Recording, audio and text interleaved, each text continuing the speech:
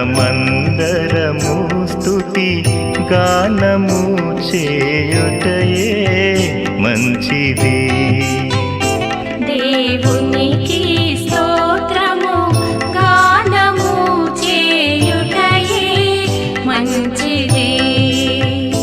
మనమందరము స్తుతి గానము చేయుటయే మంచిది. ఎడారిలో ప్రవాహములు. ఆయన గాయపరిచి గాయమును కట్టును, ఆయన గాయము చేయును, ఆయన చేతులే స్వస్థపరచును. యోబు 5:18. మహా గొప్ప ఆవేదన పరిచర్య ఈనాడెంతో అవసరం. కొండల క్రింది భాగంలోనున్న చెట్లు చాలా గొప్ప గాలి వలన విరిగిపడి ఉన్నవి. భూకంపము ఆ ప్రాంతమంతటినీ పాడు చేసినది. కోనేరులు నిశ్చలమైన నీళ్లతో నిండి ఉన్నవి. పుష్పములు ఇప్పుడు వికసించి సౌందర్యముగా కనబడుచున్నవి. సమాధులతో నిండి ఉన్న భూభాగము మరలా గ్రామవాసులతో నిండి ఉన్నది.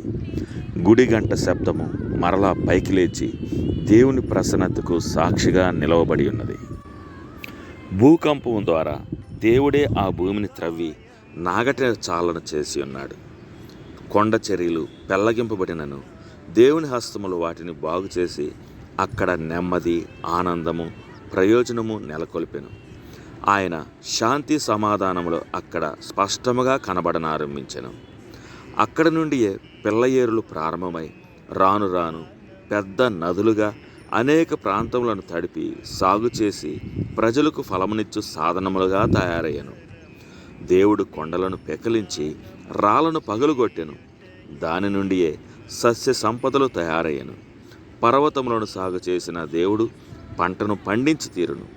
ఆయన తన కృపను, క్రొత్తదనమును దాని నుండి ధారాళముగా కనపరుచును. గాయమును చేయుటలో గొప్ప సంకల్పమున్నది. దానిలో నుండి కృపా కనికరములు ప్రవహించిన తరువాత దానిని మాన్పివేయను. గానెట్.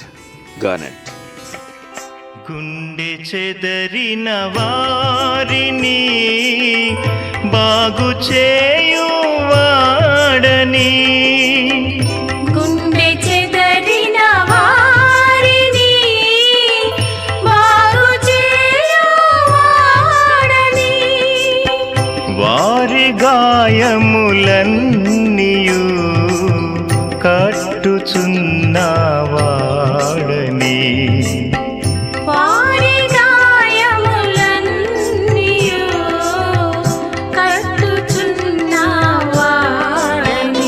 దేవునికి స్తోత్రము గానము చేయుటయే మంచిది.